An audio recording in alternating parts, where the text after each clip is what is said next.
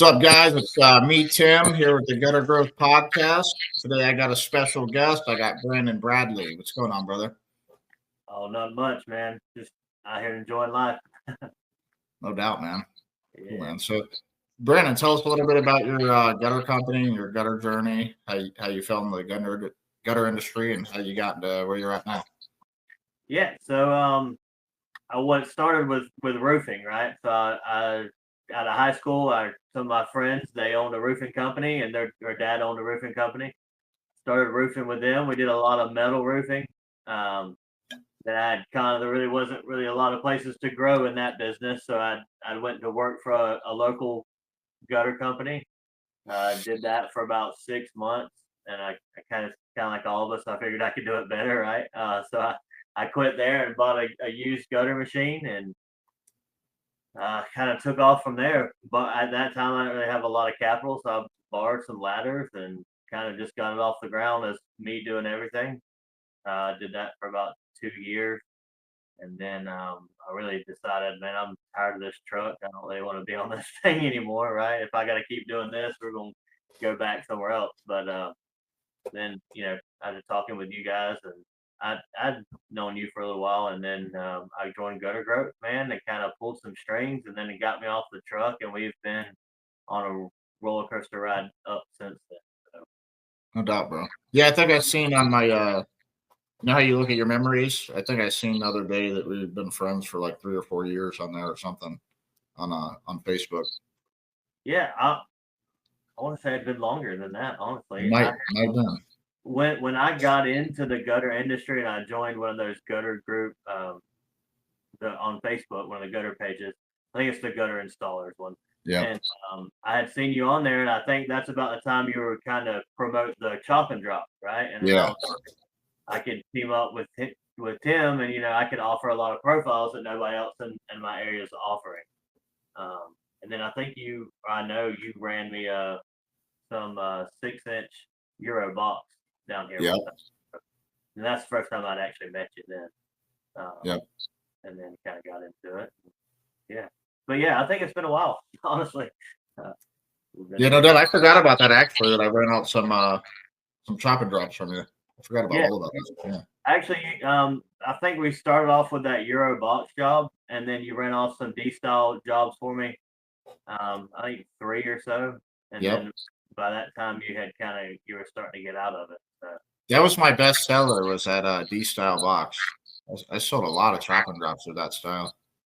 Yeah, I mean, I could see why, right? Like it's kind of out of a lot of people's reach to go buy the machine, but if you have the job for it, it's the only way to do it, right? Like there's not really another way, in my opinion, to do it, right? That seamless, you're able to outsell a lot of people by offering the seamless instead of the break. Yeah, I think New Tech is selling that machine for like 80, 90 grand or something. So it's definitely an expensive machine, but you're also getting $25 a foot plus. Yes. So you got higher margins. So there's a reason for it, but yeah, that's my favorite one. Yeah, I look at those new techs, and they seem like they're starting to get more advanced on their technology part, which I see is kind of driving the price up on them. It seems like. I know everything's getting high, but they're kind of proud of those boxes. I got a podcast with a guy from New Tech coming up here in the next couple of weeks, but he's the guy that actually invented the rubber rollers. Yeah, I had just doing research and find out. I run a New Tech, and I like New Tech. I think they're a pretty solid machine. They are. One of mine is over 21 years old, dude, and it's like runs just like it is new. I only adjusted it once since I've had it, and I think that was the material, not necessarily the machine. So yeah. New Tech was. I remember the company I was at. Going back like 20-something years ago. Everyone had steel.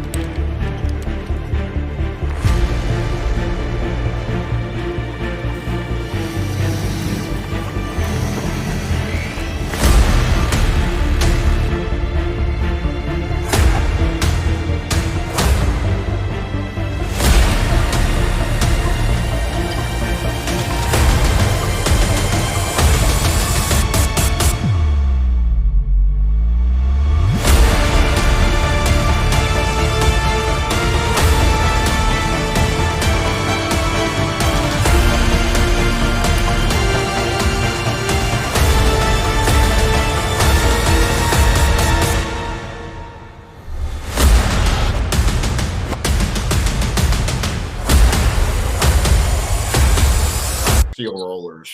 They were just now getting those new machines, and that's what we were buying back then were the new techs. Yeah, because you can switch. I mean, you can run 032 through it, 27 copper, Galvalume, and you don't have to adjust it. And those steel rollers they were way before my time in the gutter industry, but they say you have to adjust it each time you put a different material through there. And they say maybe some I've of never them. ran them, but from what I heard is that's one advantage to the rubber or those rollers is they'll give a little bit when you change the thickness of material or whatnot. So those metal roller machines, you're actually supposed to keep the coil in it, because that keeps it from moving. And so, like a lot of people with the steel roller machines, it would get out of whack if they were like driving around town without metal in it. When they started creating the rubber roller ones, those ones they want you to have the metal out of it, because if you keep the metal in the rubber roller ones, it flattens out those rollers, and that's it's not that it permanently stays flat, like it rolls itself back out. But that's what'll cause those like little black marks that you have on the bottom of the gutter. That potentially could be from like leaving coil in your machine and flattening out those rollers. I got you. Mine seems to get it starting and stopping, or if you run it, you're trying to get it that half-inch back, and you got to tap the button a few times. That's where it seems like it gets that mark on there. But no doubt. So right now you just have new techs, right? Yep, that's it. They print out pretty fast too. They're a little bit faster than those KWMs. Yeah, when I was getting into business, I didn't really know the company I had worked at before ran a new tech. I did a little research; they're a reputable company. But then I found one for $5,000 on Marketplace, and I was like, I gotta go get that. I can't pass that up. $5,000? Yeah, $5,000. I'm still running that machine today, man. It's a good machine. But yeah, I see them on there just the same age or whatever, going for 8 or 9 now. So I got a good deal on it.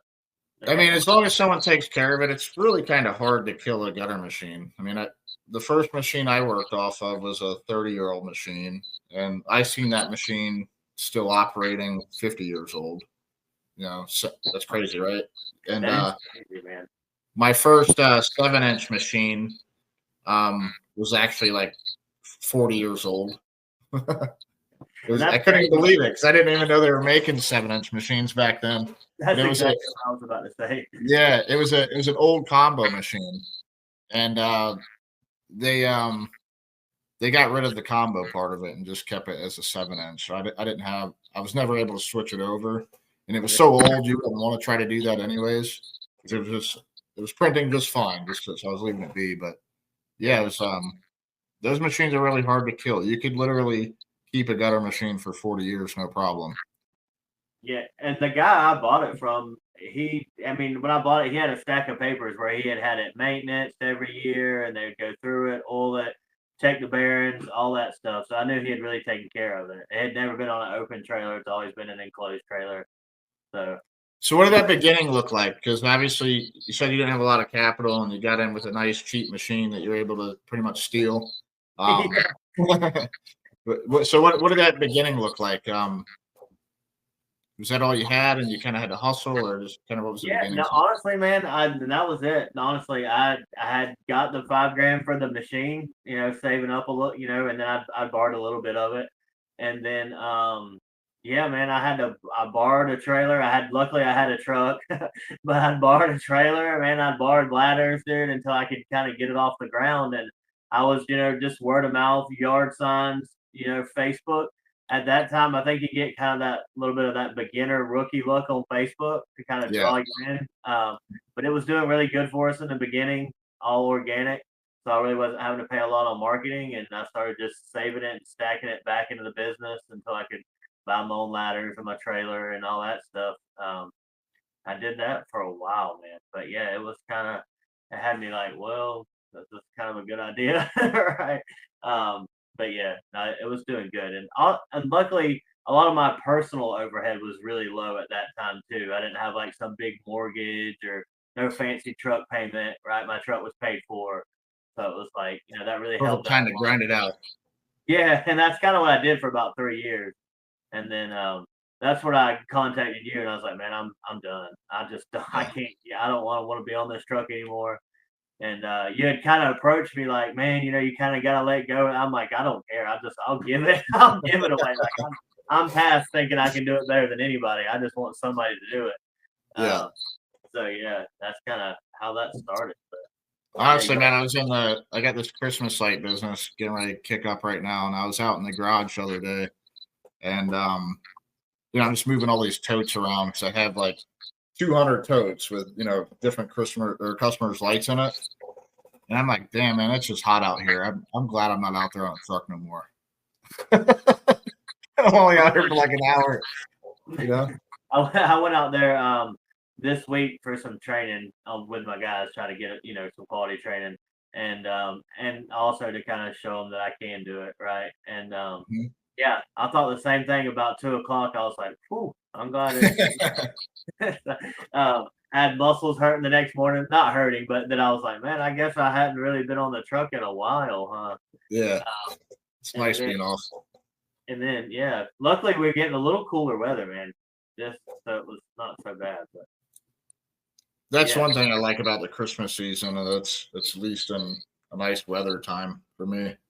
And you do a lot. Are you part of the installation process, or you've kind of got? Yeah, I didn't think so. Now, the first year I did, and that's when I fell off a wall and really screwed myself up for like a year. And I vowed to myself I'm never getting on a ladder again. I didn't need to be. I had 3 guys there working. Like it was just I was kind of it was in the beginning, and I want to make sure I had all the processes down. But dude, I didn't need to be there. I fell like the first week of takedowns, and they had like 4 weeks of it, and like literally nothing got rescheduled. Everything was already pre-scheduled out. They didn't even miss a beat. Literally didn't need me there at all. So a lot of times I think we might get in the way or even slow people down. That's true. Honestly, I feel the same way, right? But then, yeah, it took you going through that to realize, like, dude, I didn't even, what I'm saying? I could have been doing something else to bring Yeah. it than actually being on the installation. Yeah, I haven't got into the Christmas lights yet, man. I think I'm kind of behind on it, but I keep tossing it around. You should do it next year. Yeah. Um, I never said I was gonna do it this year, but I was like, I'm gonna find out more about it this year. I know we're It's kind of not, late. it's not too late. You could print up, if you could get signs fast enough, you could still do this season. But um, it's a great business, man. This last year I did a 500,000, which is a little exceptional. It's going to be hard for someone to do a year or two. Um, but if I don't add another job and I only put back up the lights that I own now, it's going to be pretty profitable this year. And so that's what I like about it. I almost rather do a 500,000 in lights, especially if it's year 2 or 3 with those particular customers, than I would $2 million on gutters. Because I can't imagine it cost me more than 100,000 on labor this season, and that's a clear 400, and I'll probably do some new work on top of it. So it's just a great business, and a lot of us gutter guys are slow around that time, and so it kind of fills in the gaps to where if you're using your gutter crew, which you might not use your gutter crew, but if you are, like they have stuff to do during January, um, when it's slow for a lot of guys, just because of Christmas and New Year's, and you know people tighten up on their budgets. Yeah, or reassessing the budget, right? The beginning of the Yeah, year. But yeah, and so I didn't even really think about it that way. But once you get the lights paid for, it's like you don't have to buy material the year after you correct. have your lights. So I You look should at have like 80% margins year 2. okay, yeah. And then if you bring on a new client, what you buy their lights, or you already have lights that you would use, right? How's that? It depends. So, like in the beginning of the season right now, I'm having to buy a lot of lights because I don't know which one of my customers are coming back and which ones aren't. Like Yeah, you market to them, you try to get them on the schedule, but just human behavior. A lot of people just they are not going to schedule early until it's time to do it. And like here it's coming up to Thanksgiving. Oh, it's time to do it. Let me call them. And so like I try to get as many people on schedule ahead of time. Like we start in July, and we're booking people every day. I've had a few jobs closed today from last year. Um, but the thing is just like you're not going to know towards the end of the season who's not coming back. And so those last couple of weeks towards the end of the season, I know who's not coming back. I'll start taking those lights and putting them somewhere else, and I'll quit buying as much new lights. So you're able to put them somewhere else. Last year, I was able to put them all somewhere. So it's a little challenging of figuring out, what to buy, what not to buy, and when to quit buying and Yeah, whatnot. But I particularly like putting new lights on a new customer's house. that's right. You don't really want to take the one like an older light. But I will because they're still good. They're good for like 5-6 years. Yeah, So yeah. I just didn't really. I kind of was thinking about that, like how many lights, what color lights, style, and all that kind of stuff. Because I know there's probably a lot of different styles and colors of the lights, or is it all kind of basic? Kind of. my motto, man, is like don't complicate things. Like there's a reason why Chipotle is simple and like places like that they're just doing something simple over and over again. And so a lot of guys will get into like a lot of greenery. Like, I'm just not trying to do out of the box stuff. I'm trying to just do roof line and pretty much mini lights. So like that's like trees or bushes. But that's about it. Like I might do a wreath. But I don't try to sell them, to be honest with you, because it's just like so big on the storage. And so I try to stay with just simple and a lot of it. Yeah, I got you. Yeah, that makes sense. Uh, um, Yeah, and then I guess reoccurring, you try to get your like you're saying, but a lot of people don't, or some people they don't want to commit to something before they know or whatnot, right? I guess we're all like that. They wait till the last minute to Yeah, do just it. human behavior, man. Everyone waits. I'm guilty of it myself sometimes. So So what's you ended up joining Gutter Growth with us a couple of years ago. I think it's been that long. I, it, Um, yeah. what's the business look like now? What looks I've taken on the pretty much the full time salesman that management role, right? We have our office staff uh, is we have one person in the office that's doing our calls and the back end part of everything, scheduling and all that good stuff. We have an installation crew and a drainage crew, and we have done when I joined. I think we had done 380 um, that year, and it was what really opened my eyes is I was about to do the same revenue for 2 years in a row. I was like, Yeah, I'm not having not that. Like, growing. you know what I'm saying? Like, I'm not growing, and I can't do that. And it's 100 degrees out here, right? So I'm tired of that too. But yeah, now we have 3x that, right? So should hit our goal of the 700 for this year. So Sweet, man. um, really, And you and off the truck. yeah, and yes, and honestly, my goal, I'm not like a real explosive growth kind of person, right? Because it's all entrepreneur, it's all kind of new to me, right? So I'm really trying to dial in as I go instead of overgrowing and then trying to go back and dial in, right? I'm trying to get everything dialed in as we go, so we're not like at that $1 million mark, then trying to go back and create systems and process and do all that. So That's kind of what we're doing with mothers too. Like that's why we haven't just like hammered it yet. Because we're getting all those SOPs and all that stuff in the background knocked out and just the structuring. I think it's smart. There's a lot of people that scale really fast and it just creates a lot of chaos. yeah, honestly, to me it seems like it's hard to keep up with your bottom line, like what you're actually making and bringing in when you just grow so fast, right? I feel like sometimes kind of payroll can get a little bloated, and if you don't know, you don't know, and in the beginning, nobody really knows unless it's like your third time or you've already done business before, right? So for me, it's all new. Taxing, accounting, like all that stuff is all brand new to me, right? So it's like I'm really learning all that as I go, so that, like I said, I don't get to the end and I'm like, we did $1 million, Yeah, made no money. That yeah. kind of thing. So also we've got we've got an office and a warehouse and a forklift and all that stuff too. So we're trying to really get the stock material and do all that stuff, get the bulk buys and that kind of stuff too. So That forklift's a game changer, isn't it? it is, man. It is. It's like you don't really realize like that you need it until you get it, and then you're like, oh, now I can load my own Not in coils my and back. move my machine around. And, yeah, it's like it is a game changer. For me, it was right. I mean, I I bought had to I had to get it for that D style machine because like you can't lift a 20-inch coil. They're like 600 pounds. And yeah, then you have to load that thing from the side, so I ended up getting it for that, but then I ended up using it for everything. yeah, yeah. you know. There's there's a guy or there's a company in town that we use to do our chop and drops for our G style.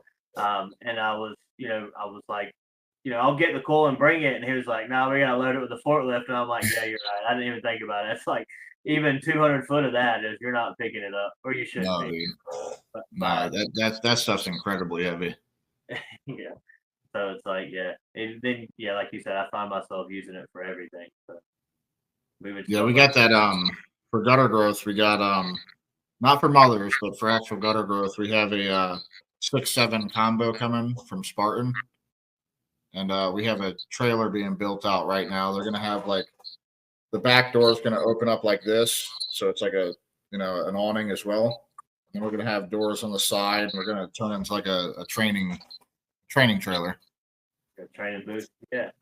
Yeah. Well, that's cool, man. I talked to Grant a little bit about it, and then about the that machine and all, because I've been kicking around. I like New Tech, man. I'm kind of that person is like I'll probably use Milwaukee drills for the rest of my life, right? So it's like, well, if New Tech's working, why go to there? But I like those Spartans, man. They're really growing on me. They're sexy. Yeah, they're sexy. Yeah, they No, are. I mean, they're both good machines. Even KWM, like realistically, KWM's good. New Tech is good. Spartan's good. Job site was really good. I'm kind of disappointed they went out of business. That was kind of recently. I was Yeah, gonna have them build me a D style machine yeah. because They they had a D style machine that wasn't 80 grand. yeah. Is that one that KWM? It's a little cheaper, right? Or is it just a little more basic? KWM don't make D style, Okay. But I so see. So what's that? Is that Spartan? That's it. I guess that's it. Not Spartan. That other one you just said. KWM. No, the one Uh, that that went out. job site or yeah, job site.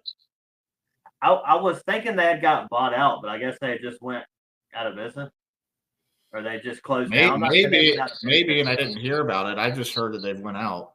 Yeah. It'd be nice if they got bought out. Like I know Canuson got bought out with those elbow machines. I'm gonna Yeah. do a podcast for that guy come up here soon too. But he changed the name of it. You know those orange ones, those orange elbow machines? Yeah. Yeah, So so what? that used to be Canuson.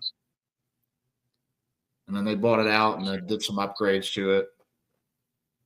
Yeah, they seem like that's. I mean, I think 6 grand. I mean, in reality, it's not like all that much, but it's like those could really help out. Where I feel like you could really pivot with those things, man. It's like the amount of times that I've been on a job and I go out and measure my own jobs and take pictures, but they've put a fence there, they've built a deck, and I didn't know about it. Now I need that fork crimp, and it's kind Yeah. of roll around here, right? So it's you got an hour to the supply house, if not more. Make that fork crimp right there on the job, right? And kind of Yeah. go ahead and get the job going. They're useful. I don't think that they'll make someone a ton of money having it. I think it's more of like just making it to where you can do a job really efficient. Like I don't think that you're going to save money by making elbows because then it takes time to make elbows. Like if you had a shop guy making elbows there all day, and like you're losing the money with the time that you're paying them. But I think that on a job site, it's super cool to have and definitely beneficial in a lot of situations. Yeah, like I said, it's more like that just in case kind of thing for me. Or like if you had let's say you were short an elbow, it's like a copper tone or something. The supply house don't have it. They can't have it. They can't get it to you for another week or so. You can make your own little, your copper tone elbow or whatever that you needed, and you were short. And Canuson was originally known for their gutter machines, and then somehow they ended up, I guess, not doing gutter machines and then more into the elbow machines. But their gutter machine had like, if you ever see an older gutter that has like a really deep profile, like a really deep bend in the face of the gutter, that was probably a Canuson. They got like a really rounded out curve to it, and I had a couple of those older machines. back in the Kind of like day. what you see at like Home Depot or something. Like they're not Home Depot, but like I noticed those gutters they sell there have that real round bend in them. Yeah, they could be making it on an old Canusen because Canusens were the only ones that had that really round face to it.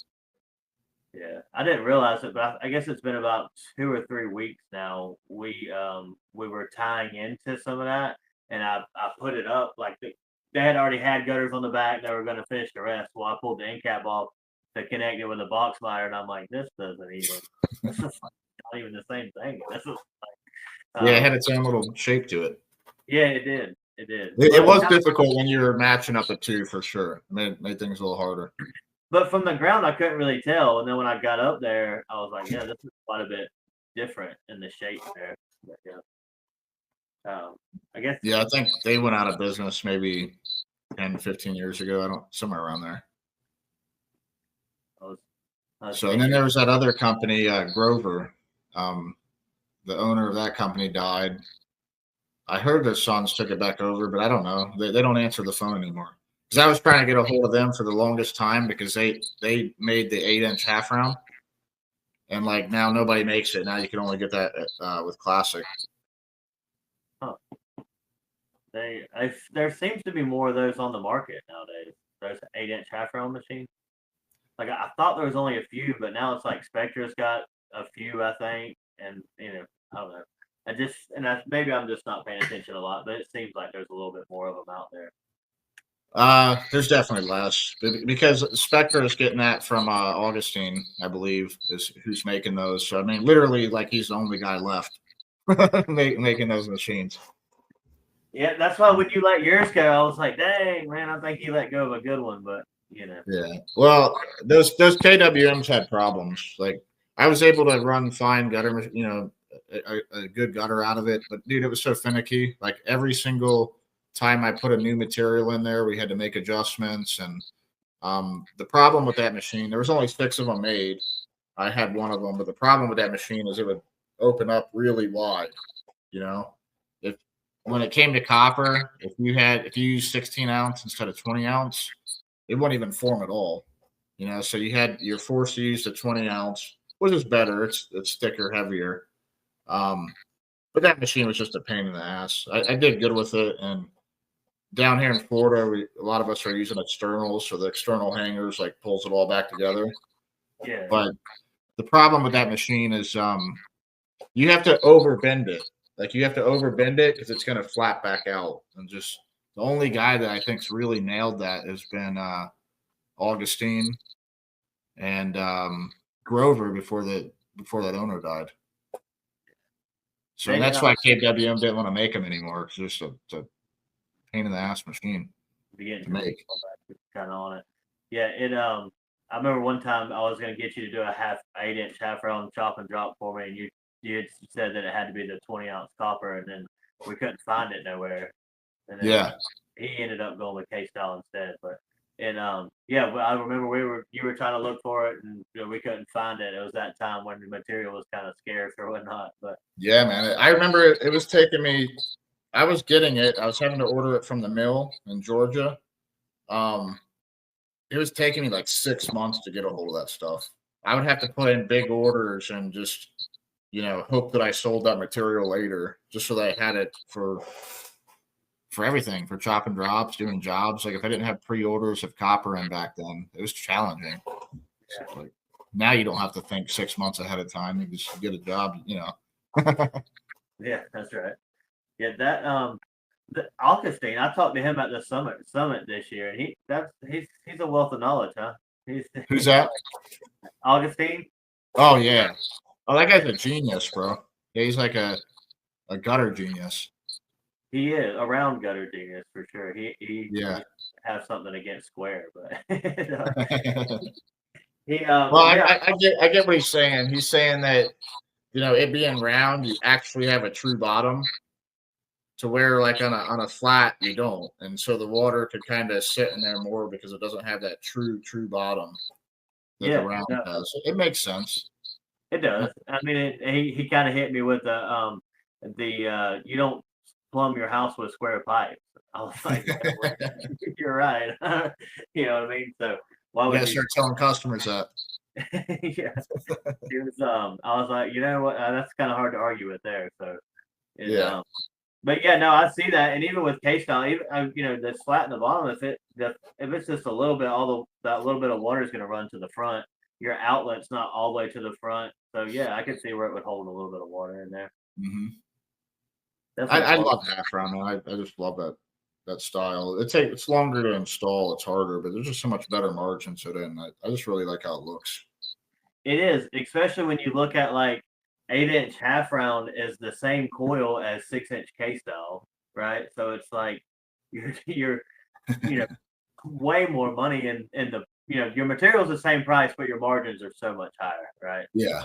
I mean, your hangers cost a lot more, but it's still, a lot more margin there, or it should. I mean, a lot of those jobs, you could put those hangers on ahead of time on the gutter and just walk it up like a normal gutter, like you would a speed screw. Have your screws ready.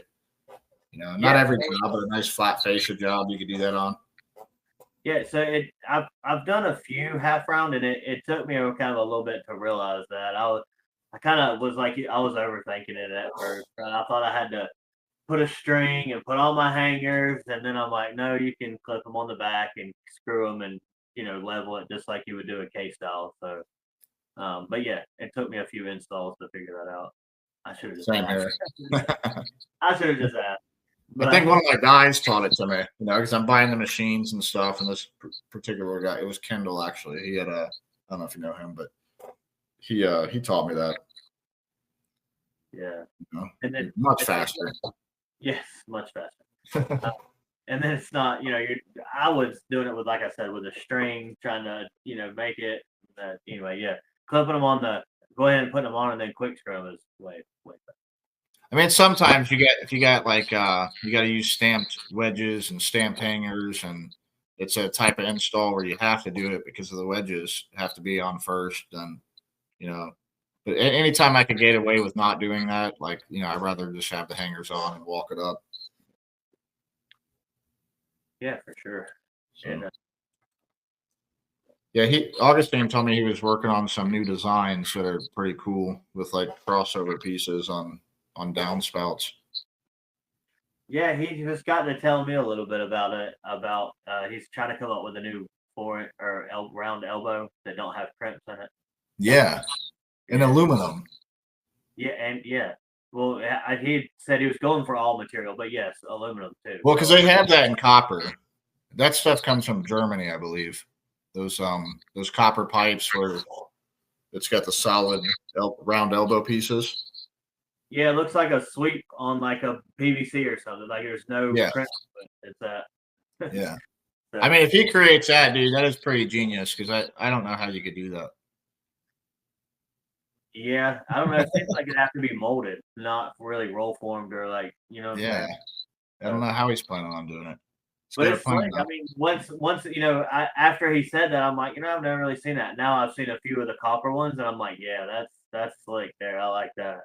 That's what So I would try to push on all my copper jobs. I always went with those smooth ones. I just think they look so much better. I mean, there was times during the material crisis where I couldn't get it, and I just ended up going with the crimps. But it looks better. It's smooth.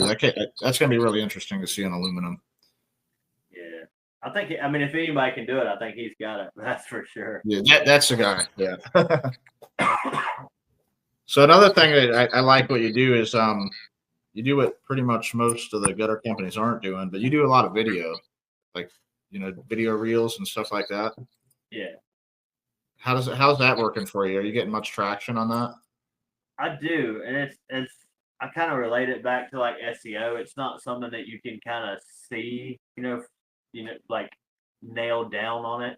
But yeah, no, and I'm really not doing it to be like an influencer. Like I'm really just focused on like local views, right? Because I'm just trying to get our name and a brand and awareness out there. I'm not trying to get like with like the millions of views, right? But no, it definitely helps in the community. A lot of people will say, we've seen your videos. I had somebody the other day that was, they just seen our videos on Facebook and gave us a call. But it's kind of like I started it as like a discipline thing, right? Just do a reel a day, and now it's just become habit, right? I got to do it every single day, business and personal page.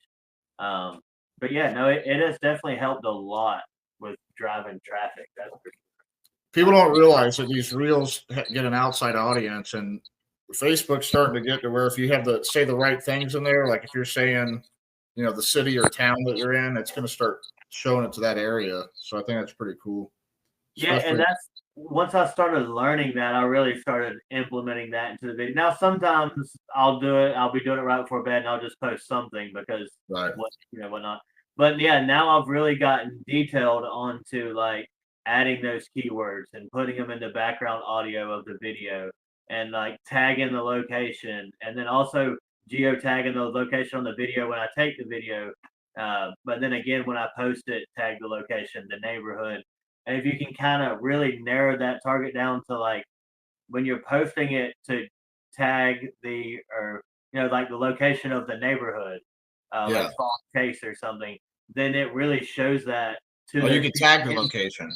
Yeah, and I would but Awesome. tag the location and use the location on the I forget what it's called. When you go to post a reel, it'll say like the Yeah. the dot or whatnot, and you can add. You just search like Crawfordville, and then like I'll go into and put like the neighborhood, right, and then it'll start showing it to those people.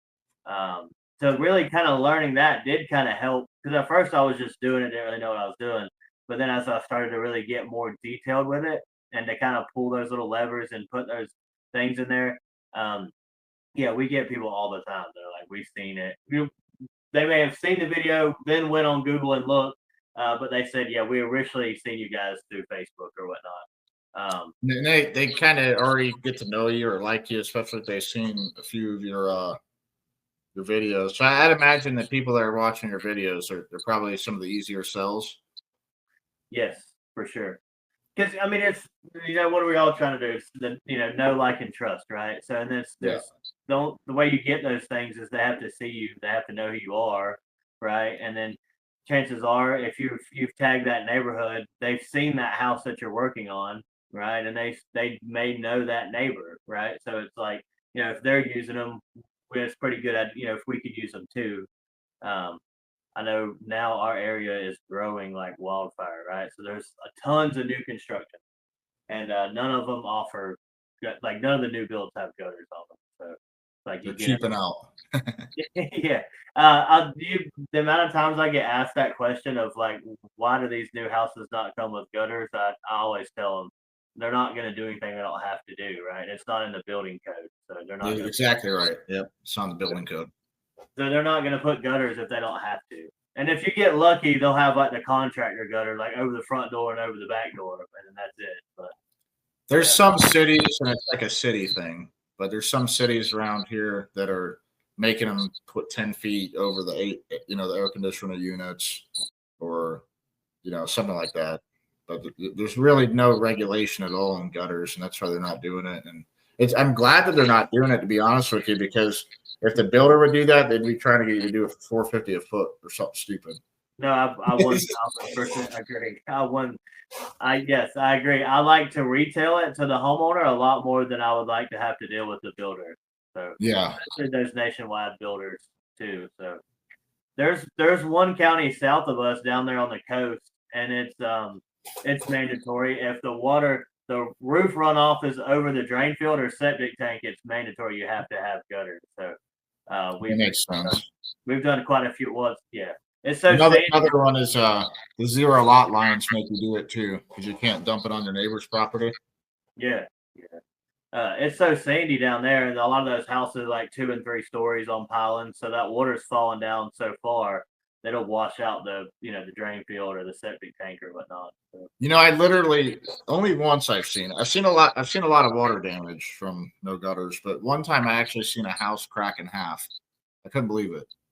yeah, no, that's pretty wild. I've seen some serious foundation issues, but not like that. That's pretty Yeah, I wild. couldn't believe it, bro. It was bad. Like, and it was totally not having a gutter. Just total neglect. Like, yeah, like $2,500, $3,000 in gutters, and you would have saved. Yeah. thousands of dollars. Um, Unfortunately, man, we seem to be getting a lot of those calls lately of like, you know, we just spent 30 grand on foundation repair. Now we need gutters. And I'm like, you should have just spent the 10% of that, the $3,000 10 years ago, and you'd have been okay. But How's the drainage part, the component going? So you said you had a drainage crew. yeah, so we have a drainage sub crew, but yeah, Okay. we keep them pretty busy. But the drainage part of things, man, is honestly it's the margins on that are so much higher, and it's like it's become we were doing the numbers on it the other day. It's about 40 to 45% of our business, and we do twice as many gutter jobs. But as far as revenue, it's about 40% of our business, and we may only do like one, two, or three maybe a week. So yeah. Brandon, where's that work coming from? Is that coming from directly marketing drainage, or is that coming from you're getting gutter work, you're noticing that they need drainage, you're offering drainage, and then they're going with it? Both, right? So before I got with Pipeline and actually got a real marketing strategy together, I was just offering it as we went.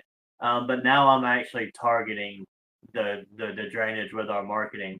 But yeah, of course, if I'm at a house and they don't know that they need drainage, or we're walking around the house and the soil's soggy, I kind of ease into that, like you know well, I see where your lawnmower got stuck here, or you know what I mean, like, or our feet are wet, right? And they're like, Yeah. yeah, my dog, I'll let him out, and he'll come back in and be so muddy. I'm like, well, we can dry this up, and kind of get rid of that, fix the problems or whatnot. So that's a little bit of both. That I would say a lot of it is starting to come from our marketing now, because there's chances are there's not a lot of people in your area. I know in my area, there's nobody that really offers just drainage, right? Or just there's like a tree company that does it, and then there's a few gutter companies, but they're not really marketing to it. Yeah.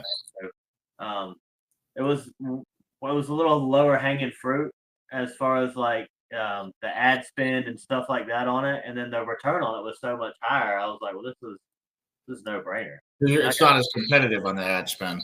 That's what I was getting at. Yeah. Yeah. Because like roofers and stuff are all starting to get into the ad spend for gutter keywords. Oh, dude, I was so surprised, bro. Like when we launched up Mothers here, I'm like, what is up with all these roofers? Like, because it wasn't like that 3 years ago. But I think that maybe they're needing more leads. Like maybe they were drying up on some roofing leads, and now they're running gutter leads to get the roofing leads. But I was super surprised at how many roofers are running gutter ads now. We've had a few really large, like big gutter companies, or not gutter roofing companies in our area that have been bought out by private equity lately, and it's those companies are the ones that are running those gutter ads, or the ad for gutters. I've noticed a lot of the local roofing companies really aren't doing it, but those bigger companies like that are for sure. Mm-hmm. They have a lot. And it drives the price. You also have like leaf filter coming in too, driving all those leaf protection keywords up. Yeah, they seem to not be doing so well in our area. Like Good. I don't see them as much on like the ad, pay per click. I'm not saying they don't do it, but they're not as present, right? As I I'm, thought. I'm all right with them because anytime that like you go up against them, you're probably not going to be as high priced as they are, and it's pretty easy win. So I guess I'm all right with them.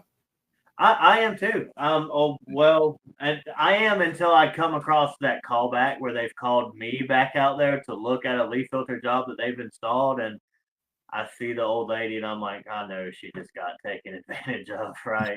And the install was not very good. But yeah, no, they definitely help drive up the prices, right? I'm usually a lot more competitive on the pricing, and then they they tend to like me better than the sales rep from Leaf. Yeah.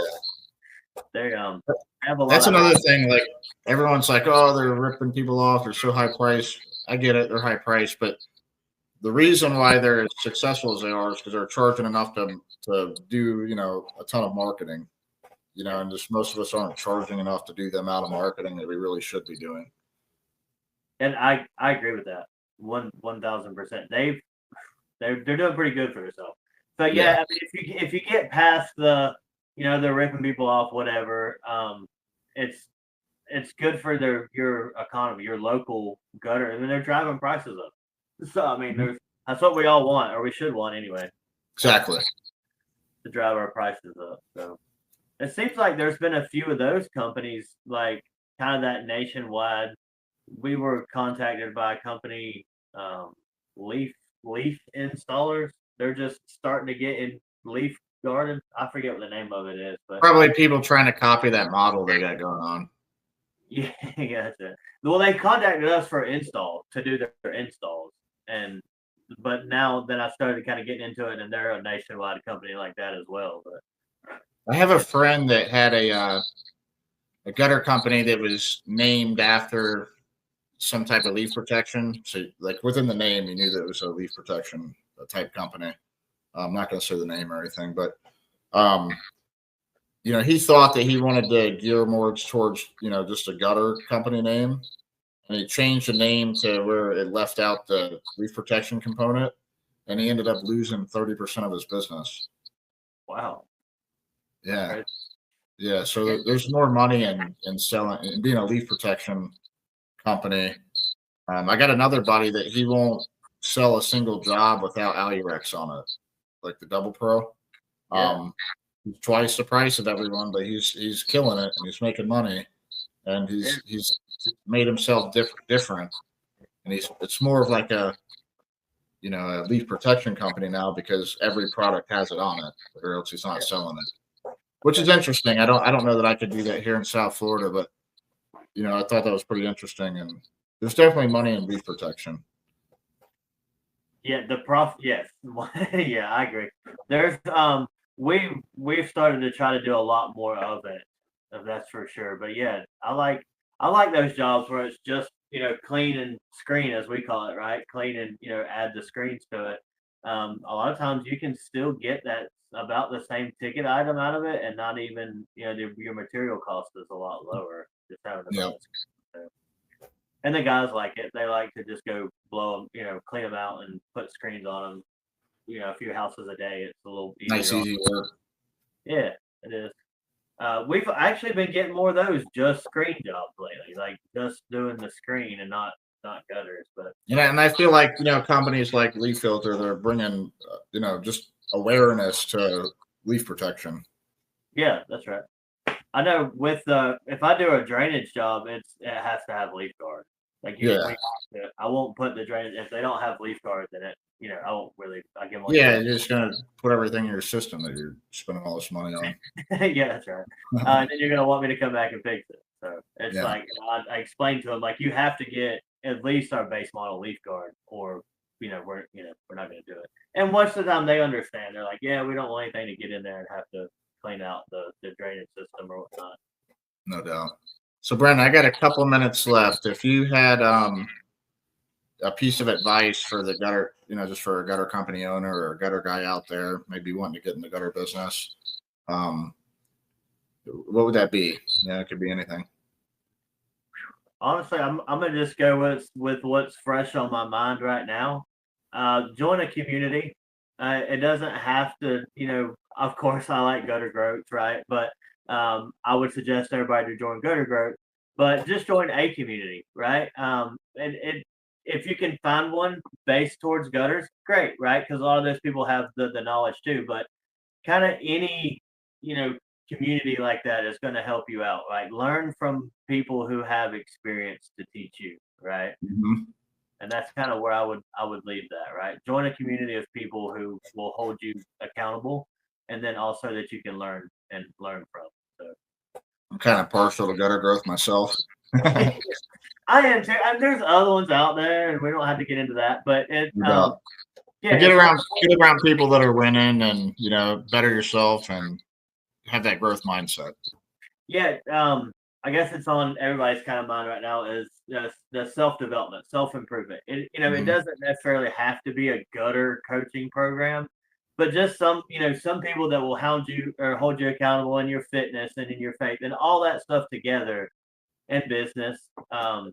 You can kind of match numbers, and competition helps growth and all that too. So yeah, that's where that's when I experienced the most growth, is when I really went all in. Before that, I was just getting a lot of it from podcasts. But when I went all Yeah, in and I hired you guys, or joined the family there, it really helped me, my business, my family, all of us out. So other families, right? The people that work for us too. So it's true, it's man. Like I was telling someone earlier, like you don't realize how many people you're actually affecting. But like, say if you had 10 employees, like they might have a wife and 2 or 3 kids, and then who knows? Like who knows how many people you're actually supporting and helping and affecting. So yeah. I mean, talking to them too, right? So getting in there and talking to your employees and seeing, what they want and how much they appreciate you and all that stuff, or they don't appreciate you, however that goes. Yeah, it's great, right? So yeah, I would definitely good deal. encourage everybody to join a community, get in there with some people. So Well, I appreciate you coming on today, brother. Had fun, and I will probably see you on one of the next Gutter Growth meetings. yeah, for sure, man. It was good talking with you as well, and we'll see you again, buddy. See you, bro. All right, man.